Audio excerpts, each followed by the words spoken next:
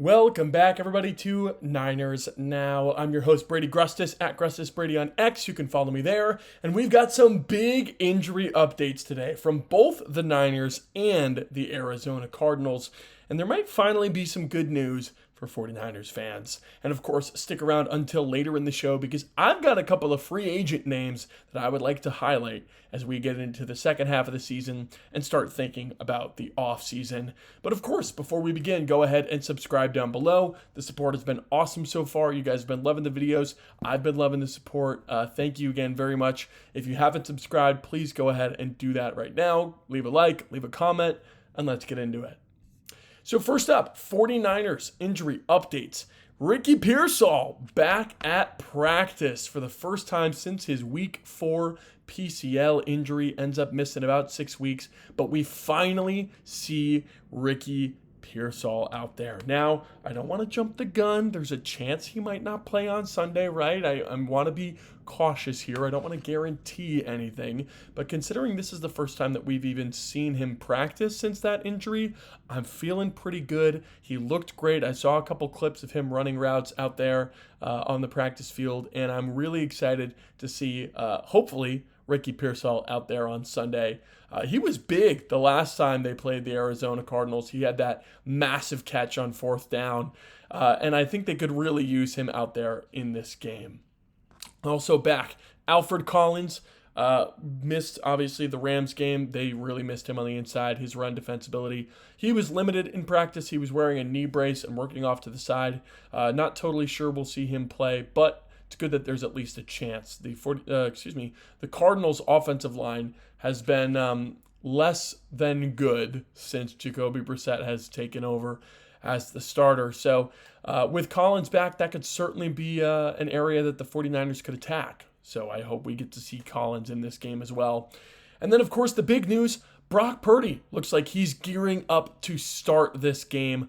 Kyle Shanahan said that the plan for Purdy is to get 3 aggressive practices in leading up to a start. And if he can handle those practices, then he'll be all good to play on Sunday. That's pretty exciting. Now, it's only been one of those practices. We'll see how his toe injury responds, how he's feeling tomorrow. And of course, Thursday today, when you're seeing this video, we'll see how Purdy's doing. We'll monitor that situation. But he does appear to be a lot closer now than he has been in the last couple of weeks. So getting Purdy back would be huge. Getting Pearsall back would be huge. Getting Alfred Collins back would be huge. And a fun fact, the 49ers injury report is shrinking, right? Aside from 2 players, Trent Williams and Christian McCaffrey, every single member of the 49ers 53-man roster practiced on Wednesday. That's pretty insane. Considering all the injuries that the 49ers have dealt with, they are finally getting back to like a normal amount of health. Now, of course, this doesn't take into account guys like Fred Warner, Nick Bosa, Michael Williams, Yetur Gross-Matos. All those guys are on injured reserve. Brandon Ayuk is on PUP list still. So it doesn't take those guys into account. But out of the guys that are actually on the 53-man roster, nearly all of them practiced on Wednesday. And of course, Trent and CMC, the only reason they didn't is because they always get Wednesdays off. It's their veteran rest day. Now, moving on to the Cardinals side of things, there's some pretty big injury updates from Arizona as well. For the first time all year, the 49ers opponents will have a larger injury list than the 49ers do. Cardinals are absolutely wrecked with injuries right now. Guys like Baron Browning, Marvin Harrison Jr., Will Johnson, Dadrian Taylor-Demerson, Jonah Williams, and Mack Wilson all did not practice on Wednesday. And that doesn't even count the giant list of guys who were limited in practice on Wednesday as well. Cardinals have been really, really hurt by injuries as of late. There will be no James Conner, of course. Trey Benson is still on injured reserve. Zay Jones, at wide receiver, is done for the year. I believe he tore his Achilles. That's a big blow. He was one of their starters. Marvin Harrison Jr. just had surgery for appendicitis, so he's out Sunday. He'll come back presumably pretty soon, but he will not play this week against the 49ers. That's another big one. He's had some up and down weeks, but he is their most talented pass catcher, aside from Trey McBride, of course. So at wide receiver, the Cardinals are down to Michael Wilson, Greg Dortch, Xavier Weaver, and Andre Bacciella on the 53-man roster. Can't say I'm super familiar with either of the latter two, but Michael Wilson and Greg Dortch have been with this Cardinals team for a while. We're pretty familiar with them. And it's not great if those are your only two playable wide receivers. Now, 49ers know a lot about wide receiver injuries, right? That's for sure. But the Cardinals are certainly beat up, and I really would expect the 49ers to take advantage of that and get the win on Sunday. If they lose to this version of the Cardinals team, they're in for a long second half of the year. But both teams have dealt with a lot of injury issues over the season so far, and the Cardinals, of course, were the team that Nick Bosa tore his ACL against. Lost Nick Bosa in that game, also lost James Conner in that game to season-ending injuries. So now these two teams reunite, and hopefully neither team suffers any season-ending injuries or even any long-term injuries in this game. Now, moving on to our next segment here, I've got a couple of free agent targets that I wanted to tell you guys about. We're into mid-November now. We're getting closer to the end of the year, and while this is definitely an early look, there have been some free agency rumblings from Jordan Schultz in particular, and I wanted to just take this opportunity to talk about a few of them. One that I really had my eye on was what Schultz had to say about Tyler Linderbaum. Now, Linderbaum is the starting center for the Baltimore Ravens, and apparently, according to Jordan Schultz, the Ravens are not within striking distance of an extension with Tyler Linderbaum, which increases his likelihood of hitting free agency. Now, Linderbaum would be a picture-perfect addition for the 49ers. He would cost a lot. He's arguably the second best center in the entire NFL, right? Behind Creed Humphrey, but I can't think of anyone else that I'd rather have over Linderbaum besides Creed Humphrey. He's scheme-proof. He can play in any system. I think he'd be a great fit with the 49ers in particular because he is athletic and he can move. He's a veteran, but he's still young. He's not even 26 years old. He's a guy who genuinely, he could come in and be the NFC Pro Bowl center shoe-in every single year. You know how Kyle Juszczyk is just kind of always the fullback? Yeah, that's how good Tyler Linderbaum would be.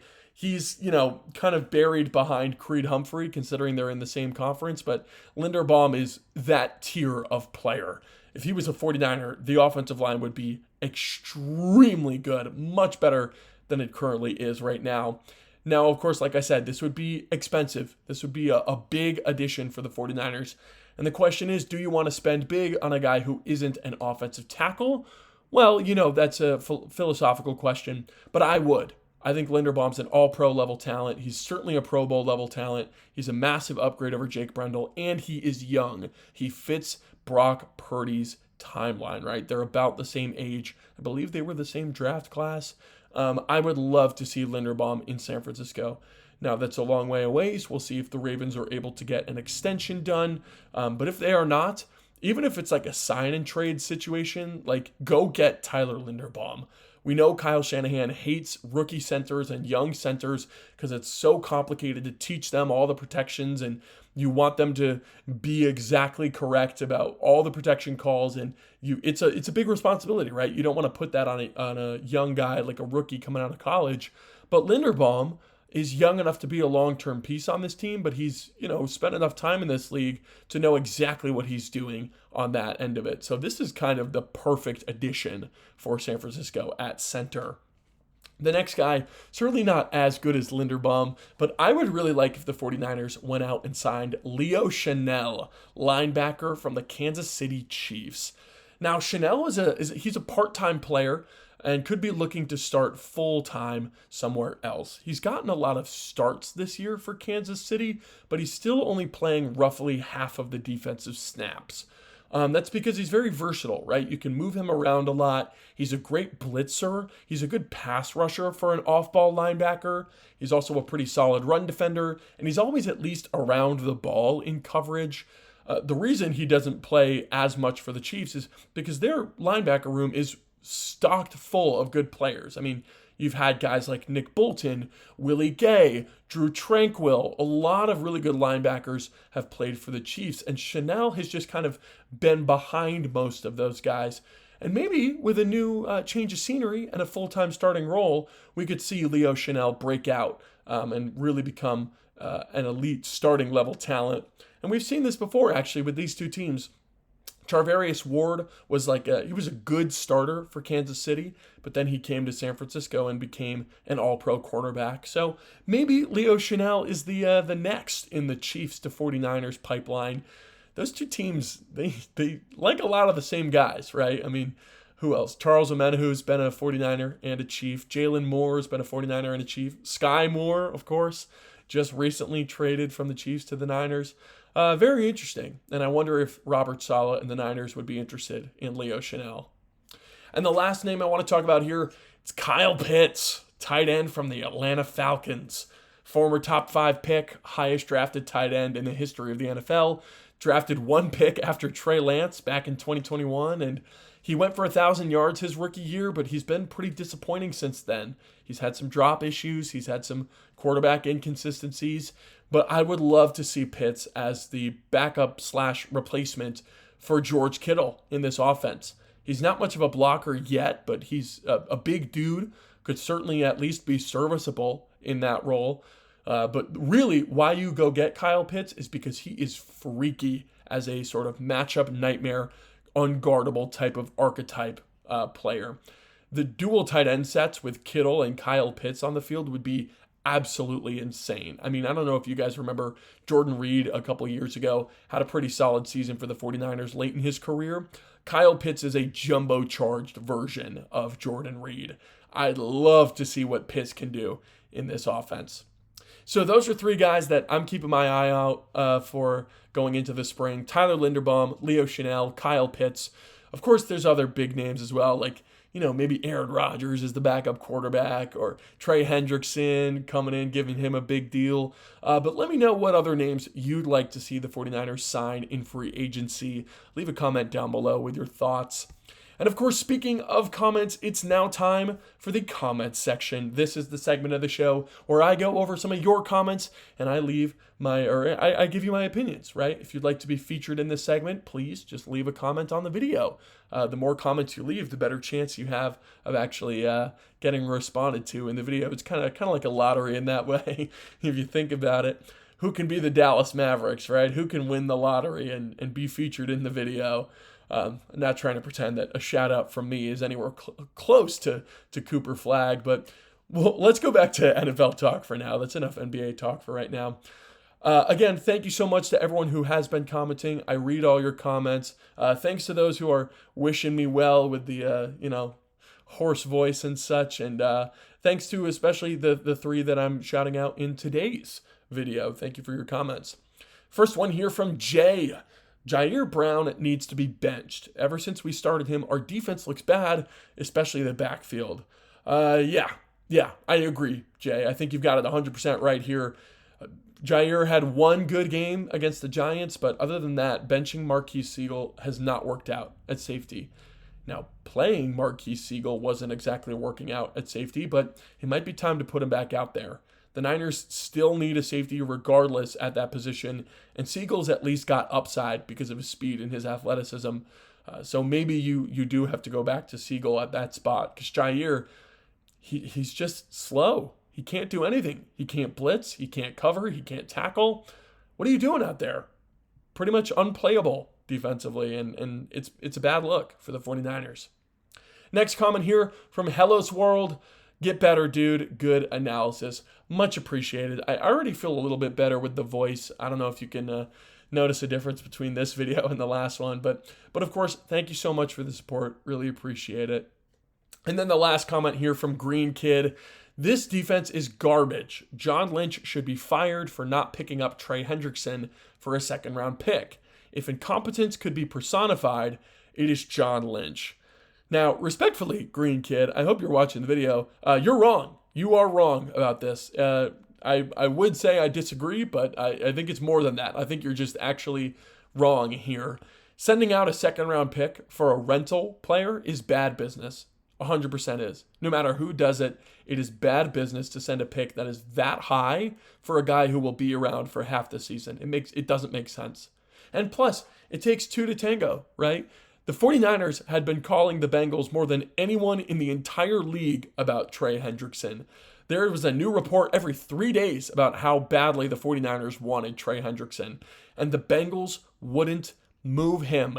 John Lynch could have offered 3 first-round picks for all we know, but if the Bengals say no, the trade doesn't happen, right? You think John Lynch is incompetent because you blame him every time that you don't get your way. I mean, you don't see him as a person. You see him as a punching bag. So of course you're upset at him. Of course you think he's incompetent because he's the straw man. Anytime something bad happens, it's John Lynch's fault, right? And I'm not saying he's immune to criticism. I think he's made some bad moves and some bad draft picks in particular. But he can't make this happen single-handedly. No matter how mad you get at him, no matter how much you call for his job, if Howie Roseman was calling the Bengals and the Bengals didn't want to move Hendrickson, they're not going to move Hendrickson. I mean, it's not like the 49ers got outbid. The Bengals just decided not to move him. You can't just say arbitrarily, oh, he should have done a second-round pick for Hendrickson. What do you know? He might have tried to, and the Bengals might have said no. I mean, we talked about this with Jermaine Johnson.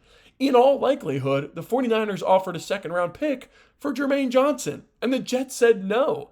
So, I mean, do you think the Bengals are going to say yes to Trey Hendrickson for a second-round pick? I don't think so, man. All due respect to you, I don't think that's cool. I think you're wrong. But that said, thank you for the comment, and thanks for watching the video. I hope you enjoyed. And, of course, to the rest of you, that's all for today. I hope you guys enjoyed as well. Do you guys think the 49ers will make a free agency splash this spring? Who would you like to see them sign? Leave a comment down below, and you might be featured in my next comments section segment. And of course, let me know if you enjoyed the episode. Leave a comment, leave a like. Let me know if there's any topics that you'd like to see me cover. Thank you all for watching, and subscribe for 49ers videos 5 days a week. I'm Brady Grustas, at Grustas Brady on X. This has been Niners Now, and I'll see you tomorrow.